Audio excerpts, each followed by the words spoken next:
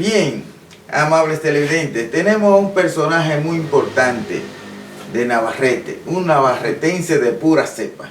Es el licenciado Inocencio Hernández, abogado de profesión, con una larga experiencia en materia inmobiliaria y en otras materias, pero también un ser humano comprometido con su pueblo, con la historia de su municipio, con el quehacer social en su municipio y con la formación social de los ciudadanos de ese municipio. Y están haciendo un trabajo social en esa dirección con aspiraciones al crecimiento educativo y formativo de esa juventud y también de esa militancia de larga data comprometida con los procesos sociales. Y hay una serie de actividades en ese sentido que vamos a ver de qué se tratan esas actividades. Bueno, licenciado Inocencio, ¿cuál es cuál es el quehacer que ustedes tienen allá en su pueblo? Bueno, gracias Víctor por la oportunidad que tú me brindas de compartir contigo, con el control máster del programa y con los amigos televidentes de tu programa RD al Desnudo, ¿verdad? Sí, República Dominicana al Desnudo, de poder comparecer y poder compartir con ustedes, contigo, las ideas que tenemos y que estamos desarrollando en los últimos días. Primero, sí, en Navarrete, ¿qué tiempo tienes viviendo en Navarrete? Bueno, yo a Navarrete llegué en el año 1966, o sea, tengo ya tengo de edad 50 y pico de años, tengo viviendo en Navarrete 54 años. De esos 54 años, hubo 5 años que no permanecí permanentemente porque estaba en la universidad estudiando en Santo Domingo, ¿verdad? Pues siempre estaba en contacto, viajando, ¿verdad?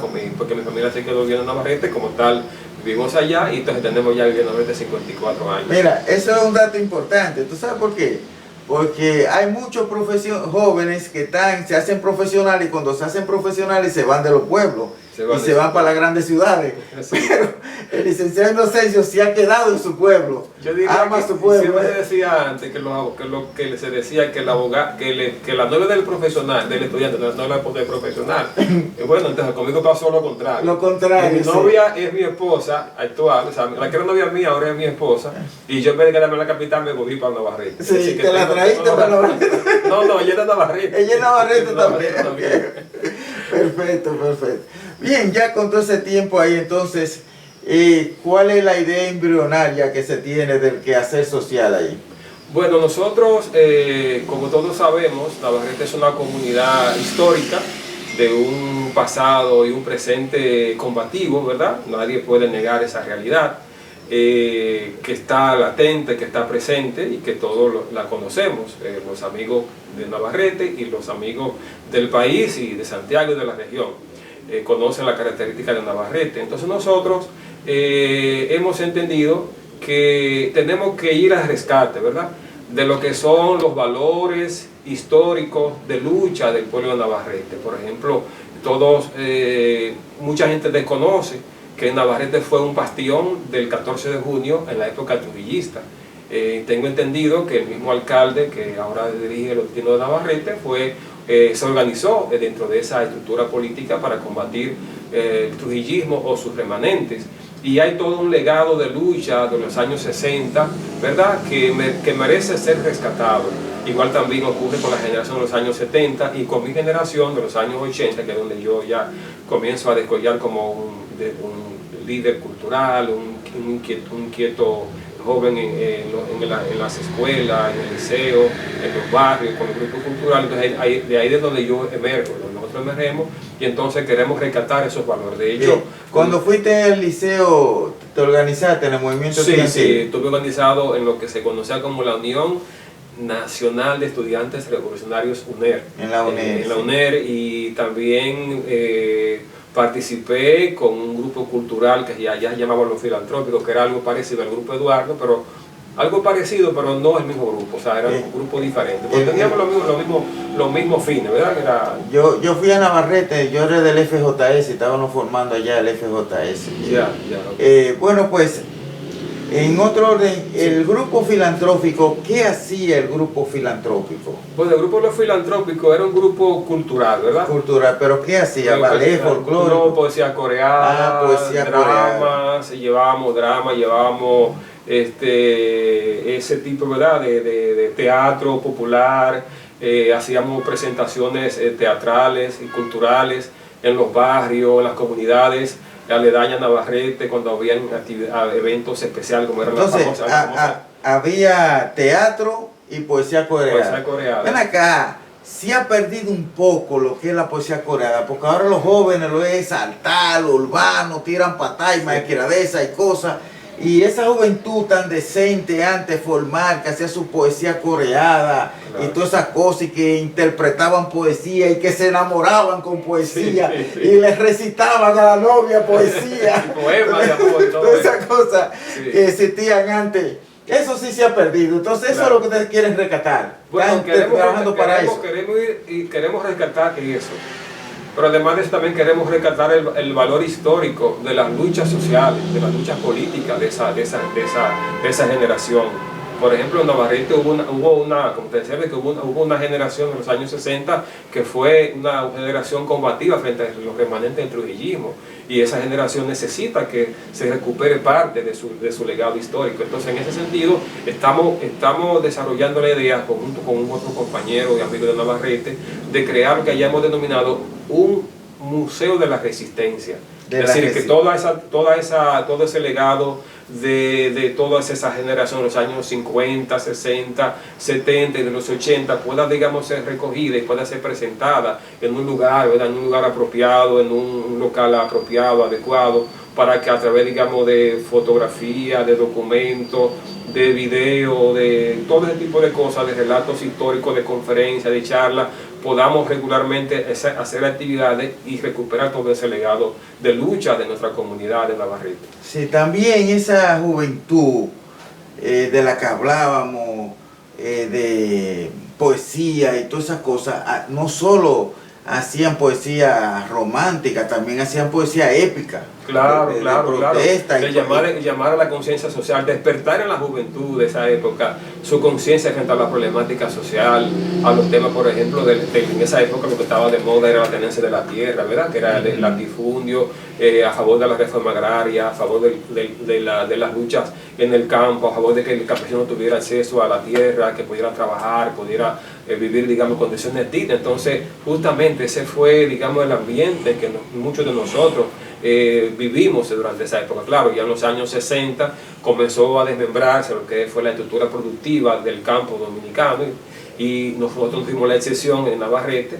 Entonces toda esa población que vivía en la parte periférica del pueblo, en la parte rural de Navarrete, se trasladó hacia la parte urbana y hacia Santiago también. Entonces de ahí viene ya la naturaleza popular de las luchas barriales por el tema del agua, el tema del alcantarillado, el tema de la calle, el tema de la vivienda, en fin, un conjunto de situaciones que ameritaban algún tipo de respuesta a nivel ya no rural, no a nivel urbano. Entonces esa situación también se vio afectada porque los barrios comenzaron a crecer, el campo ya dejó de existir, prácticamente hubo un proceso de abandono del campo. Entonces toda esa población se trasladó a la parte periférica, y entonces ahí es donde irrumpe ya lo que se conoce como el movimiento popular urbano, con las características que ya todos conocemos, ¿verdad? Ya la cosa que se dan en Navarrete, en Licea Medio y otras comunidades más, que ya obedeció a un cambio o a una transformación de los movimientos sociales ya en los años 80 y parte de los 90.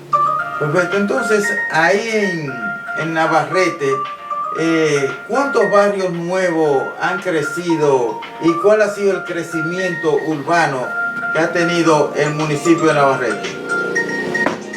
Bueno, diríamos que desde los años 80, 82, 83, en Navarrete se han creado no menos de 30 o 40 barrios populares, en la mayoría de los cuales, o la mayoría de ellos, fruto de ocupaciones de terrenos, ¿verdad? Ocupación de terreno en condición de, muchos de ellos en condición de ilegalidad, y otros que han sido ocupados fruto de terrenos que son de reforma agraria y que entonces los pobladores, las personas que viven allá, lo han utilizado para fines de vivienda. Es decir, los terrenos que tenían una vocación agrícola que se utilizaba para fines de reforma agraria, entonces se ha visto un poquito distorsionada esa finalidad agraria y entonces se han utilizado esos terrenos para fines de construir viviendas populares.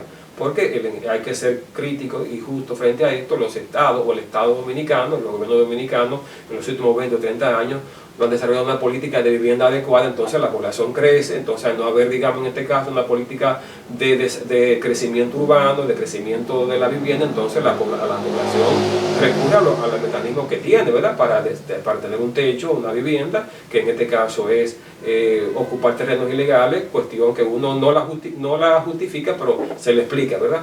Hay que explicárselo. Sí, es una debilidad del Estado. El Estado dominicano piensa en función de lo material, del capital, del dinero y no en el ser humano. Perfecto. Sabe que aquí hay planes de los gobiernos para que los pobres tengan casa, pero son mentiras. Y tú dices, ¿por qué mentira? Observa lo siguiente: las casas las fabrican para $1 millón de pesos y el Estado dice va a aportar un bono de 100,000 pesos al propietario. ¿Y qué hacen los propietarios de las casas? Los que construyeron el complejo lo aumentan a 1.100.000 pesos para que el dinero se lo regalen a ellos. Entonces el pobre queda debiendo 1 millón de pesos. ¿Y qué pobre que trabaje en los hospedaje, que trabaje construcción, zona franca, puede pagar los intereses que cobra 1 millón de pesos? Al 1% son 10,000 pesos mensuales. Yeah. Entonces, para poder pagar una casa de 1 millón de pesos, obligatoriamente tiene que ganar 30,000 pesos. Mínimo, mínimo. Sí. Y va apretado. Porque miren, va a pagar más del 1% de interés, que casi le llegan los intereses como a 15,000 pesos. Más una cuota que va a ser de 4,000 y pico, que le va a llegar casi 5, que le va a llegar y van a ser 20,000 pesos. Y le van a quedar 10,000 pesos para agua, luz y comer y todas las cosas, transporte y todo. Es decir, y esa tarea va a ser por 20 años. Además del tema que tú tienes, Víctor, de que tenemos una población analfabeta, sin educación social, sin educación política, ¿verdad? Entonces la misma población que capta ese dinero, digamos, tiene también como tentación los bancos de lotería, ¿verdad? Las bancas de apuestas, ¿verdad? Y todo lo que, digamos, el mundo de los vicios, ¿verdad? Que ahora prácticamente es una también de las amenazas que se ciernen sobre la población popular dominicana como y que contribuye evidentemente a mermar lo que es su capacidad de ingreso económico, ¿verdad? Mira qué pasa, que la gente juega por la crisis, por la imposibilidad real de conseguir un billete. Bueno, ¿cuándo me veo yo con 100,000 pesos? Entonces cae un ciclo vicioso. O sea, juego un número pensando en que voy a sacar 100,000 pesos, me saco los 100,000 pesos, pero sigo entonces jugando, yo buscando 200, ¿verdad? Sí. Entonces me meto entonces en esa dinámica y prácticamente se hace imposible, ¿verdad? Para una persona común, popular, ¿verdad? Salirse de esa dinámica, porque el sistema siempre lo conduce o lo reconduce a que caiga de nuevo en esa misma práctica, la ambición, de vicio, ¿verdad? De vicio. La ambición que mata el ratón. Exacto. Pero eso es el caso del dichoso, que jugó y se sacó. Pero la gran mayoría juega y no se saca. Así es. Porque mira, el negocio de la rifa es un negocio que no falla. Los que lo inventaron no son pendejos. Sacan 25 pesos jugando. Sí. Tú vendes los 100 números y sacas 25. Los 3 que se sacan 18. Si vendió los 100 números, se van a sacar los 3, pero le quedan 7 pesos de beneficio. Parece que dice una frase que dice que la banca pierde y se ríe. La banca pierde y se ríe. Porque perdiendo sigue ganando. Porque perdiendo sigue ganando. O sea, no hay posibilidad de que nadie... o sea, son muy poco los que se sacan y se benefician del juego. Entonces, por tanto, orientamos a la persona que lo piensen 2 veces. Si ustedes ahorran todo lo que van a jugar y lo abren dentro de un año, van a ahorrar más de lo que ustedes se van a sacar, posiblemente. Bien, licenciado, ya estamos llegando a la parte final, conclusión. Hay cosas importantes, es importante recordar y es importante ilustrar a las nuevas generaciones con un museo, con todas esas cosas. Esas son cosas muy importantes, y también la actividad formativa que ustedes llevan también es muy importante. Es bueno decirte, Víctor, antes que cerremos, que durante los meses de septiembre y octubre, son casi 60 días, algo más de 60 días, desarrollamos un curso en el Liceo Pedro María Espaillat de Navarrete con periodistas, profesores, personas dirigentes y líderes comunitarios para tratar los temas geopolíticos actuales. Entonces ahí vemos, por ejemplo, el conflicto que se está dando, el conflicto, por ejemplo, entre China y Estados Unidos, el tema de las multinacionales, sobre todo a nivel, digamos, tecnológico, como el Google, Amazon, Apple, Microsoft, Apple, Amazon, en fin, todas esas grandes empresas que ahora se llaman GAFAM, ¿verdad? Se le denomina GAFAM a estas 5 grandes empresas, Facebook, entre otras más, el tema tecnológico, el tema de las multinacionales, el tema del medio ambiente, es decir, todo un conjunto de temas de actualidad y de una vigencia indiscutible. Entonces ese tema lo desarrollamos el mes pasado, en los meses de septiembre y octubre, parte de noviembre, y entonces para que no se nos quede fuera de mencionar esa actividad que desarrollamos. Y para el año que viene es que están planificando el gran encuentro. Sí, el año que viene, Dios mediante, tenemos la meta que tenemos es que ya entre el mes, digamos, de marzo a abril, en ese lapso de tiempo, vamos a desarrollar una conferencia regional, ¿verdad? De varios días, podría ser un fin de semana, o por lo menos hacerlo durante varias semanas, si no podemos hacerlo en un solo día, en varios días seguidos de una semana, para tratar, digamos, los temas de más actualidad, por ejemplo, temas, digamos, que tienen que ver con la actualidad social, la actualidad cultural, la actualidad también geopolítica de nuestra región, de nuestro país, en qué mundo estamos viviendo, en qué sociedad estamos viviendo, cuáles son los retos que se le presentan a nuestra generación, a nuestras comunidades, con una enfermedad, con una pandemia que implica el agotamiento del modelo neoliberal, el modelo neoliberal que ha prevalecido en nuestro país en los últimos 30, 40 años. Con esta pandemia prácticamente está llegando a su final. Entonces se plantea el reto a las nuevas generaciones de qué mundo viene ya post pandémico. Entonces esas son, dirían, de los temas que vamos a tratar en esa conferencia, que tendría la modalidad presencial y virtual. Es decir, tendríamos una parte que sería una presencia obligatoria y otra parte que sería ya a nivel virtual, para que los panelistas, los conferencistas que puedan participar y los participantes como docentes que vayan como beneficiarios que vayan a participar, también lo pueden hacer en ambas modalidades, virtual o presencial. Perfecto. Entonces, bien, ya para la parte conclusiva, ¿cuál es el mensaje cortito que usted tiene para los amables televidentes y también para el pueblo navarretense? Un mensaje ya de Navidad y un mensaje social que usted puede expresarle. Bueno, a nivel de mensaje navideño para todos los navarretenses y a todo el público que sigue este programa, Al Desnudo RD, le deseo mucha felicidad en estos días de navideño, de fin de año, y que tengamos un año 2021 mejor que el que tenemos, que el que estamos dejando atrás, evidentemente, un año nefasto, un año pesaroso, pero también un tiempo también que augura cambios, un tiempo que augura que estamos, digamos, dejando atrás una época que ya está siendo superada. Lo que pasa es, como diría el pensamiento de Gramsci, lo viejo se resiste, ¿verdad?, a morir, y todavía lo nuevo no ha llegado. Entonces estamos viviendo esta época de transición. Entonces yo pienso que con esta época lo importante es que tengamos un mensaje de esperanza, de expectativa, y sobre todo un deseo de resistencia. O sea, la persona que tengamos la capacidad de resistir, seríamos los que tengamos la capacidad también de sobrepasar esta época de transición y esperar o estar, digamos, en condiciones adecuadas para recibir el cambio que augura en los tiempos venideros. Muy bien, pues muchas gracias por estar con nosotros, y a ustedes, amables televidentes, nosotros seguimos en su programa Al Desnudo RD por Megavisión Canal 43.